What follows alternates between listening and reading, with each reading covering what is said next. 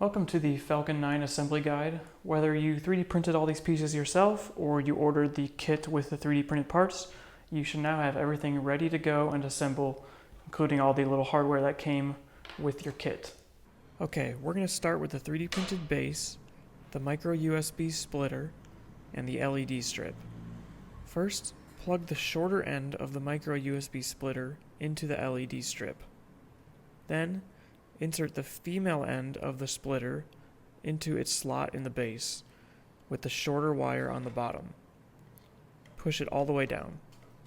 You can bend the longer wire out of your way for now, so we can insert the LED strip into the correct location.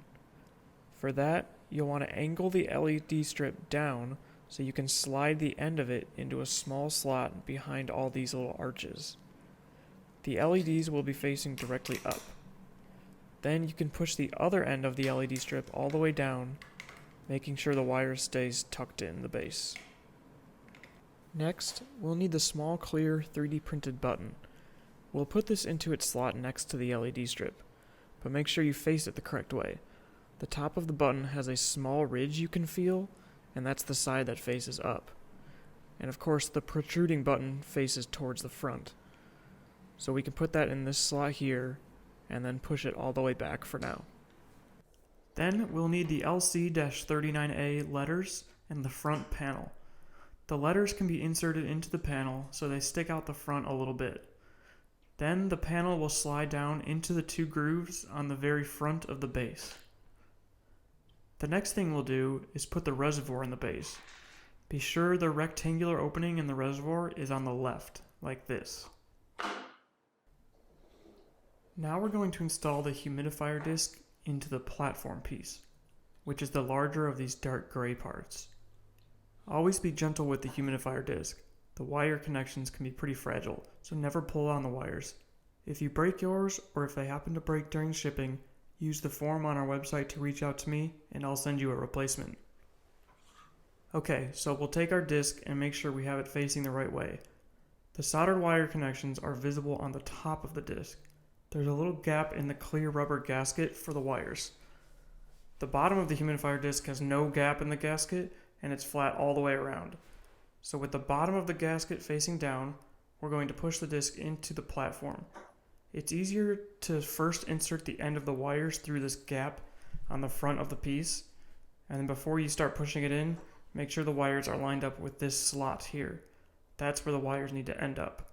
And again, don't tug the wires. If you need to remove the disc for any reason, don't pull the wires. Instead, use the white wick to push the disc out from the underside. Okay, so now you can start pushing the disc down. It will be a tight fit, so make sure you push all the sides down evenly and the gasket doesn't start coming off.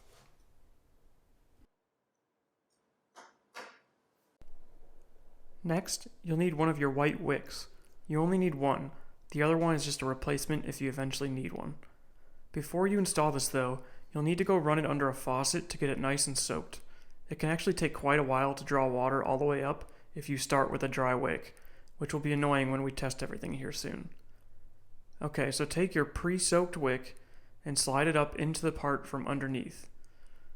You need to insert the flat edge of the wick into the platform, so that flat edge is what touches the disc. Make sure it's making good contact with the bottom of the humidifier disc. Then take the angled edge of the wick and insert that into the center hole of the reservoir, and align everything like this. That rectangular hole in the reservoir should be uncovered. Now we're going to take the green circuit board and plug two things into it. First, the other end of the micro USB splitter goes into the micro USB port. Second, the white connector of the humidifier disc will plug into the white receiver on the circuit board.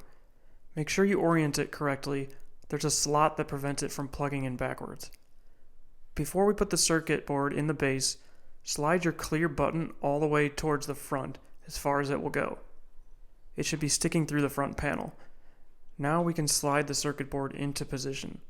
The top of the board will be facing the front, and the left edge of the board will slide into a small slot in the base. And the black button on the board should barely fit behind the clear button. Slide it all the way down. Now you should be able to press your clear button and hear it click.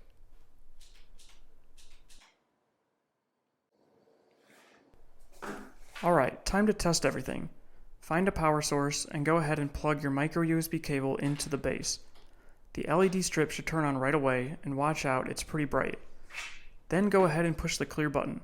You should see a blue light come on, and as long as you pre-soaked the wick, a little geyser of water vapor will erupt. If you push the button again, the blue light should start blinking. This is the intermittent venting mode, which basically just makes it vent on and off every few seconds. Push it one more time and it will turn off. If everything works, we can proceed. If something isn't working right, double check everything is firmly plugged in and make sure the wick is wet. If it still isn't working, reach out to me via our website and we'll get it figured out.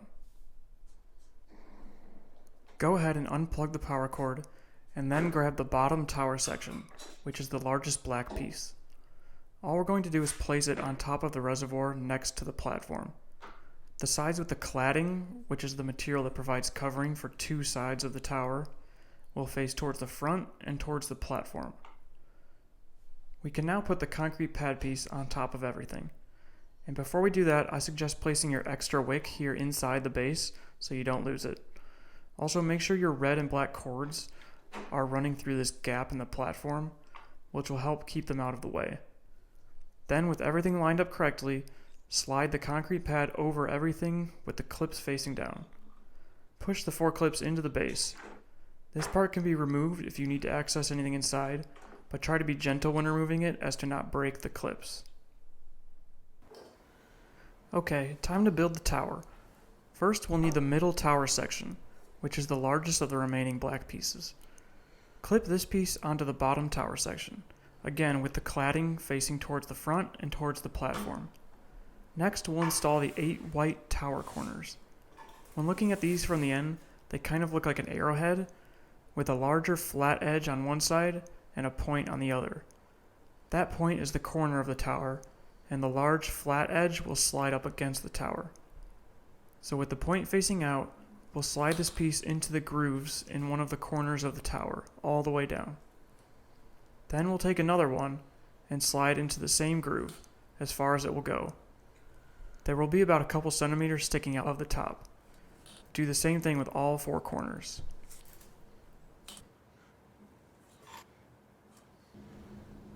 Now we'll assemble the crew access arm. You'll need the small black crew access arm piece and the 2 white crew access arm panels. These 2 white panels will press into either side of the arm. First, take the panel with the square gap on one side and press it into the front of the crew access arm, which is the side with the little awning sticking out. You'll need to press firmly on the 2 little clips. Then, put the other white panel into the back of the arm, being sure to orient it correctly.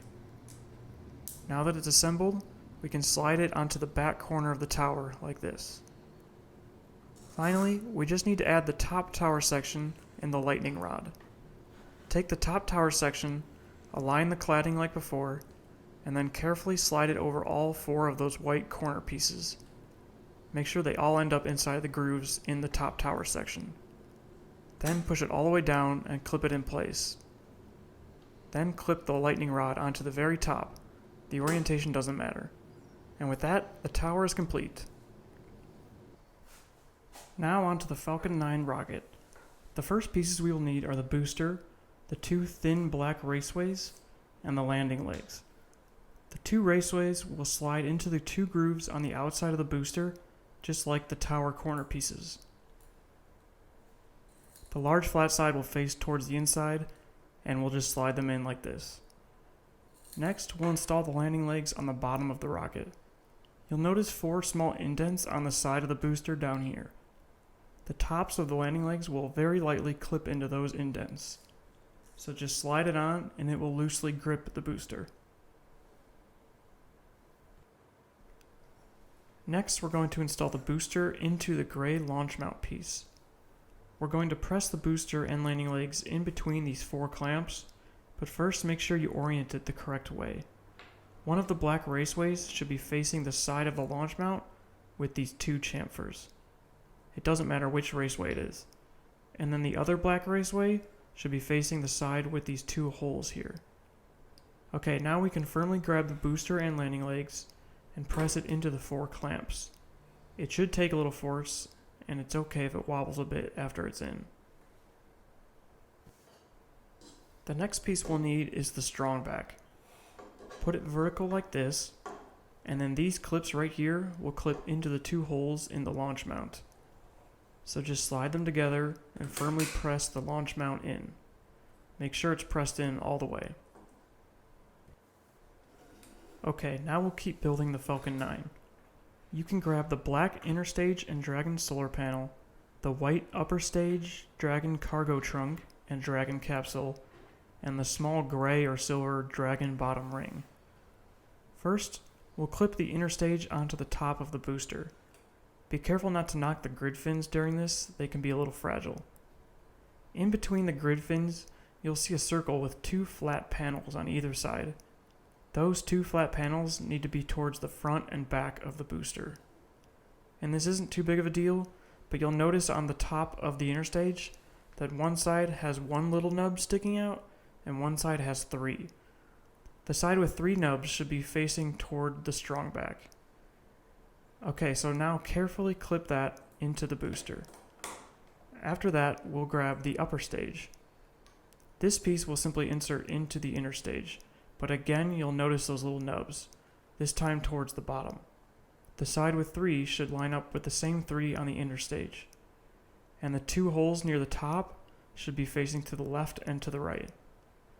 And as you slide it into the inner stage, you'll also clip it in between the stabilizing arms of the strong back. Next, we need to install the Dragon solar panel onto the Dragon cargo trunk. The fins should be on the bottom for both pieces, and you can see where to slide the black solar panel into the cargo trunk.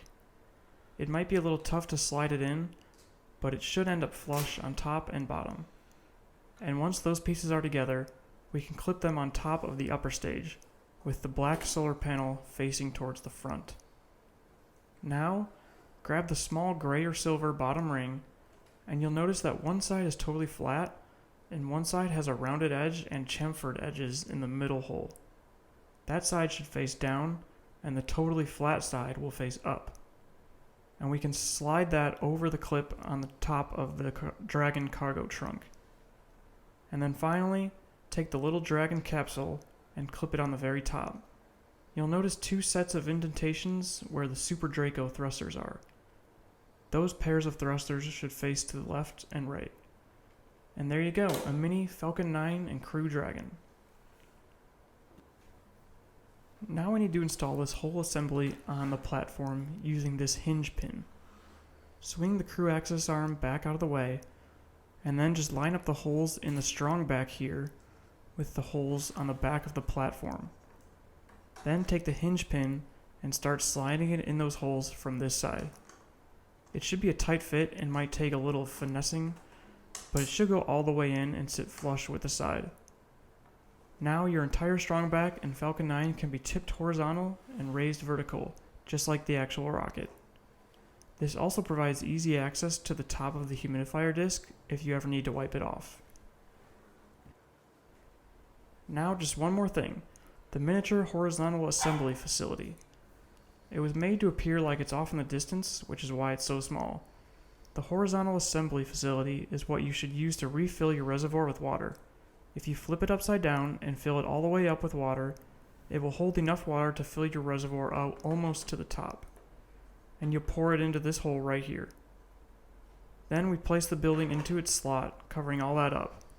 This makes refilling the reservoir super easy. And now you're finally done. So just plug it back in and fire it up.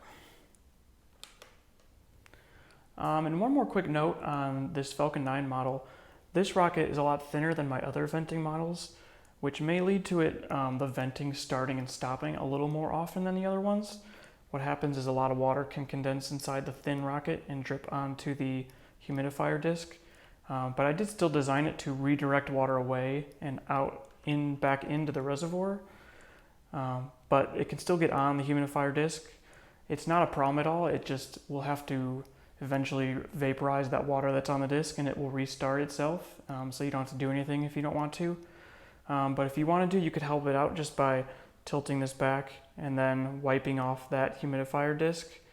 with a paper towel or even just your finger. Just be careful, it can get a little warm. But yeah, it's just something to watch for. If it happens excessively, let me know about it and we'll see what we can do about it. But that's all. Hope your model's working fine and hope you enjoy it.